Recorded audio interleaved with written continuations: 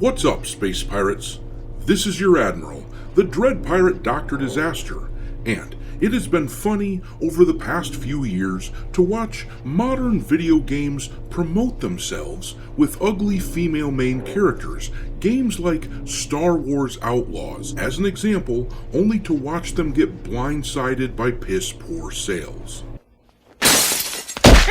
This is a trend that has happened repeatedly in the past few years, and it speaks to what the actual audience for video games wants. These days, too many game developers make their games for the so-called modern audience, a group of people who are into the progressivism but still buy and play video games. These people do not care about the game itself as long as you think and say the right things, adhering to the woke cult. This audience will buy your game. The problem for these studios that make games for people like this is that this modern audience is not large enough to support them, particularly these days when the budget for these games is ridiculously high. It's too bad that they suffer under the delusion that the modern audience is the majority. Where did everybody go? But at least some studios these days are starting to realize that the actual audience for video games has a particular demographics to it. Gamers are mostly male, and funny enough, even the female gamers out there, who certainly do exist, but even they mostly prefer to see masculine male characters and feminine females, meaning that generally, if these studios would simply make things that appeal to dudes, they would sell a lot more games. That appears to be the conclusion that Konami has reached with the upcoming Metal Gear Solid Delta Snake Eater. They have realized that so-called toxic masculinity sells really well. Killing is my business, ladies, and business is good. As you can see from this resurfaced image here from the Tokyo Game Show, Konami knows who their target audience is when it comes to Metal Gear Solid.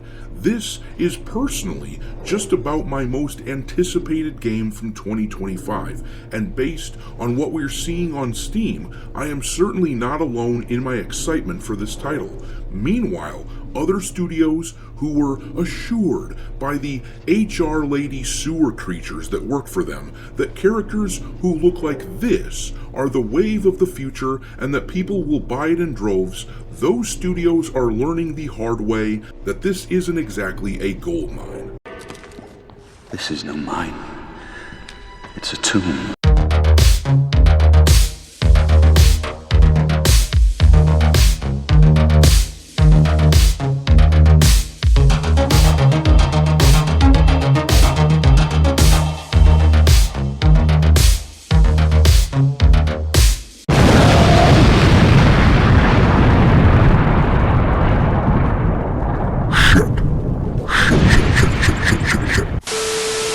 Alright, me hearties, make sure you like this video and subscribe to the channel if you haven't done so already, and also, don't forget to follow me over on Twitter or X, or whatever you want to refer to it as these days. I keep a list on there of games lousy with wokeness pinned to the account at all times for your reference. My handle over there is Dr. Disaster 1.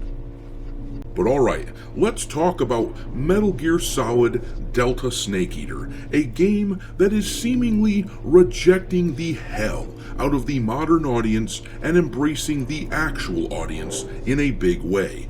These images here from the Tokyo Game Show have been making the rounds on social media, and it seemed like the perfect time to talk about this game, which is finally coming out this year.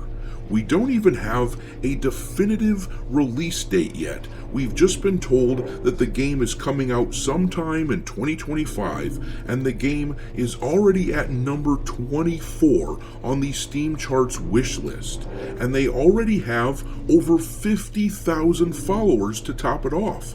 This really puts into perspective how sad the pending release of Assassin's Creed Shadow is, a game that releases in just over a month, featuring a beloved IP that ought to be tearing it up up, that game is only number 118 on the wish lists, and it has only 9,000 followers. Keep in mind that when Metal Gear finally gets a release date and when the marketing campaign takes off, that's when this game will really start raking in the followers and putting out big numbers.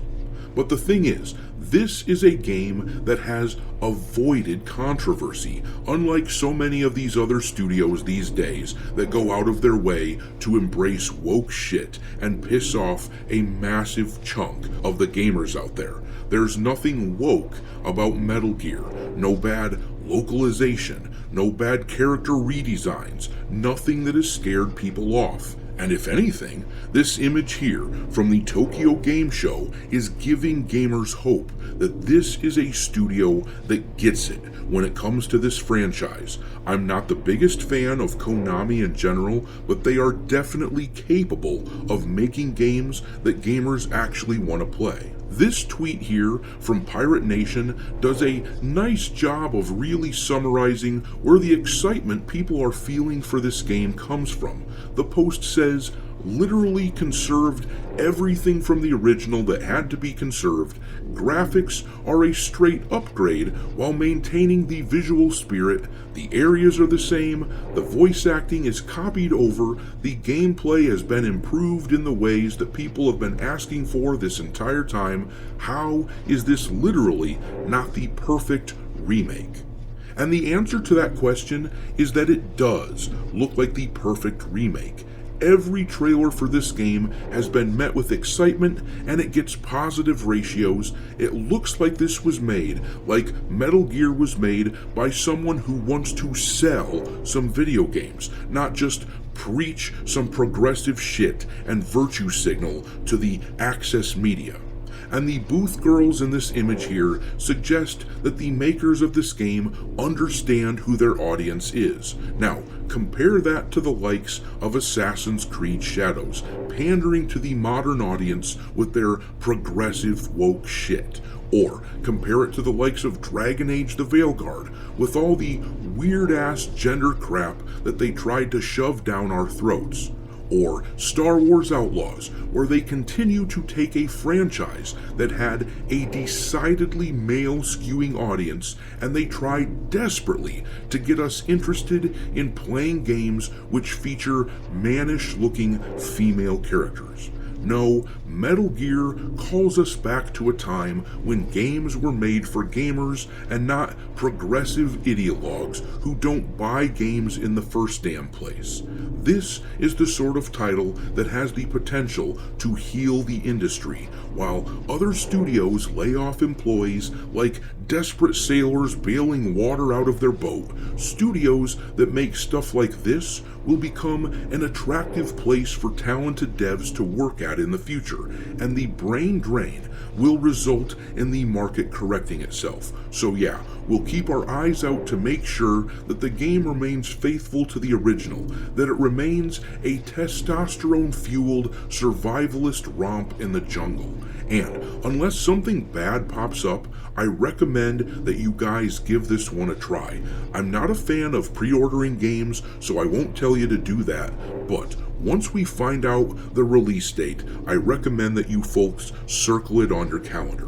But I'm going to leave it there. Drop your thoughts on Metal Gear Solid Delta Snake Eater into the comment section below, and we will talk there. Thanks for watching, me hearties. If you haven't already, your Admiral is inviting you to subscribe to the channel and become a part of the crew. Life as a space pirate may not be glamorous, but there's always plenty of booty.